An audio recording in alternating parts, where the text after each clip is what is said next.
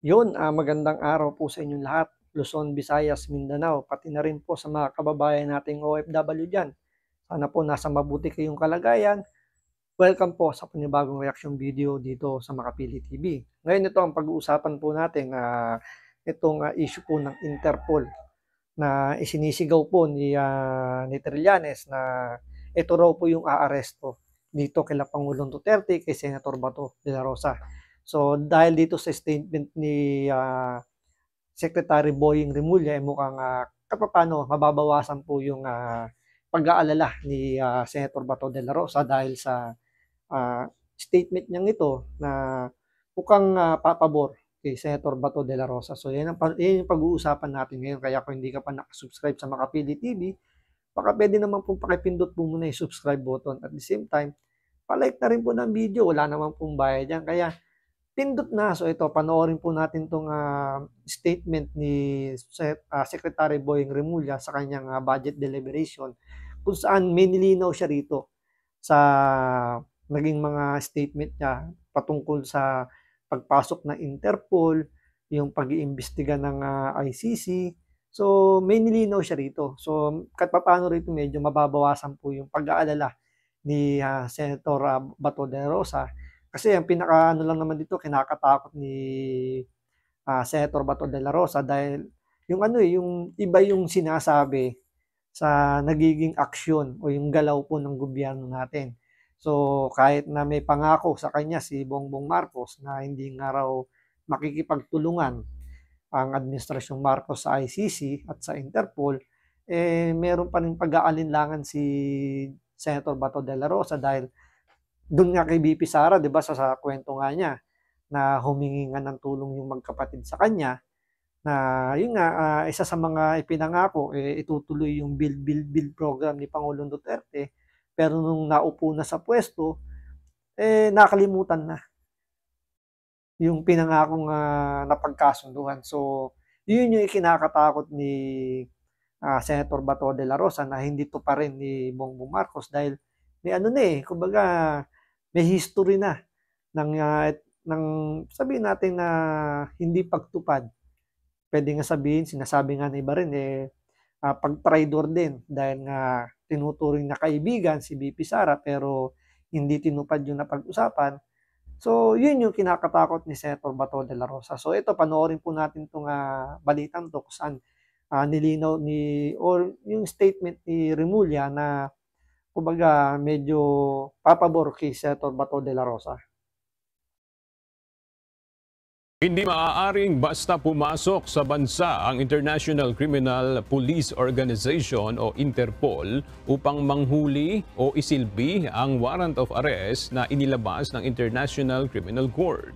Sa paglilinaw ni Justice Secretary Crispin Remulla, kakailanganin munang dumaan ng Interpol sa Korte ng Pilipinas bago ito makapagsagawa ng panghuhuli laban sa individual na pinaaresto ng ICC. Dagdag din ng kalihim, hindi hahadlang ang DOJ sa proseso kung sakaling pumunta sa Korte ng Pilipinas ang Interpol. Matatandaang nagsasagawa ng investigasyon ang ICC laban kay dating Pangulong Rodrigo Duterte kaugnay ng umano'y mga drug war-related crime sa ilalim ng kaniyang pamamahala. So yun, base na rin kay Chis Escudero tsaka sa mga ibang mga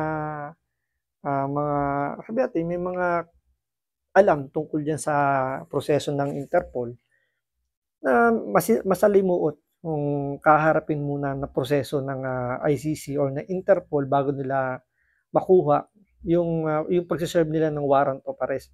Kasi masasagasaan yung ating saligang batas.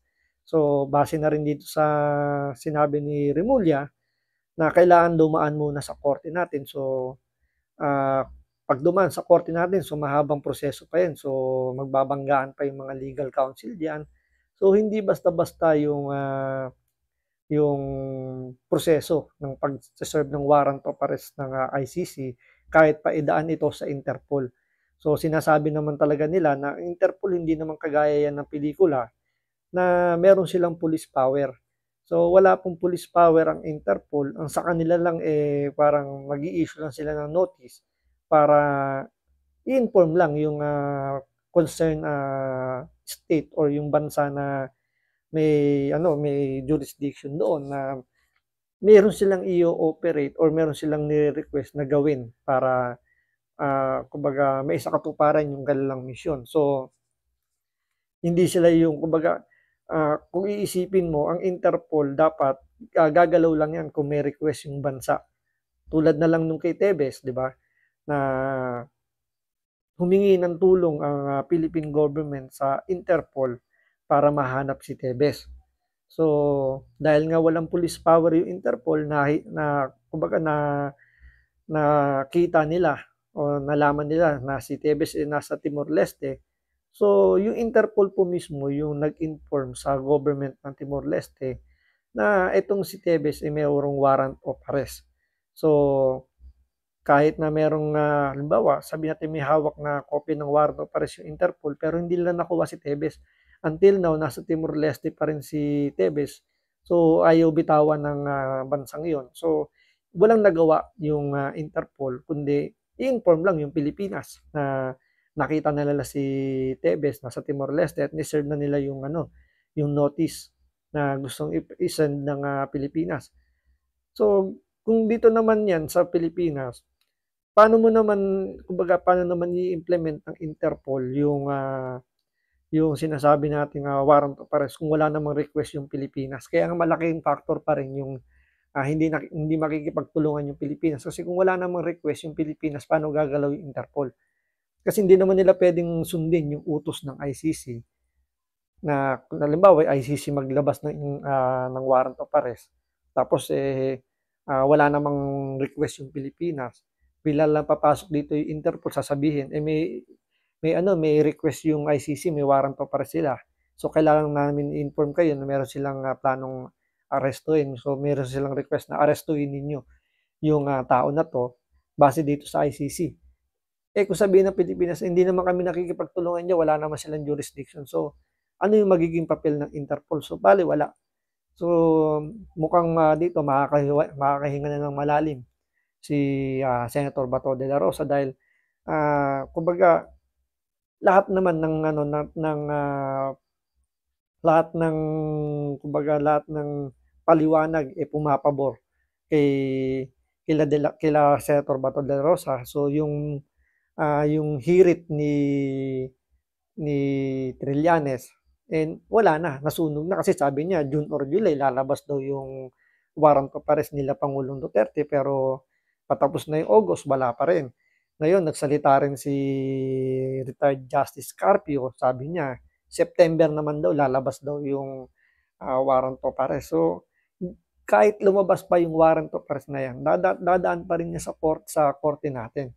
So dahil nga special yung kaso na yan, so kailangan pang pagdebatehan pa yan, kailangan pag-aralin yan.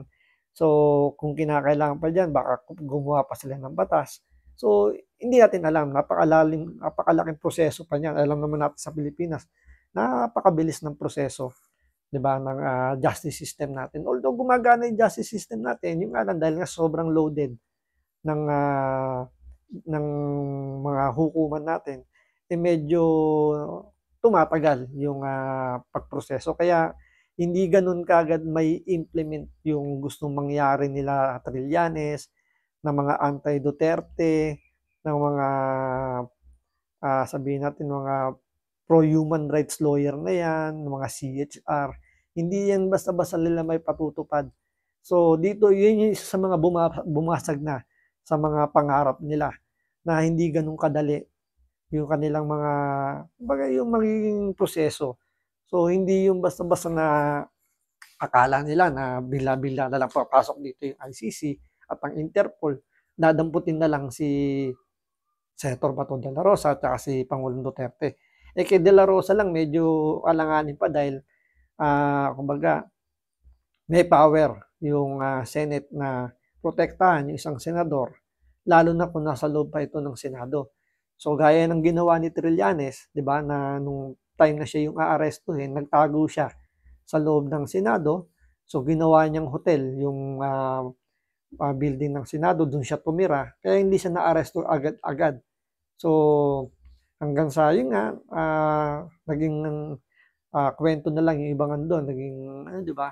So, yun pa rin yung ending dun, ginamit pa rin ni Trillanes yung Senado para hindi siya maaresto. So, most likely ganun din yung gagamitin ni Senator De La Rosa. So, puwede siyang humingi ng tulong sa Senado para hindi siya maaresto.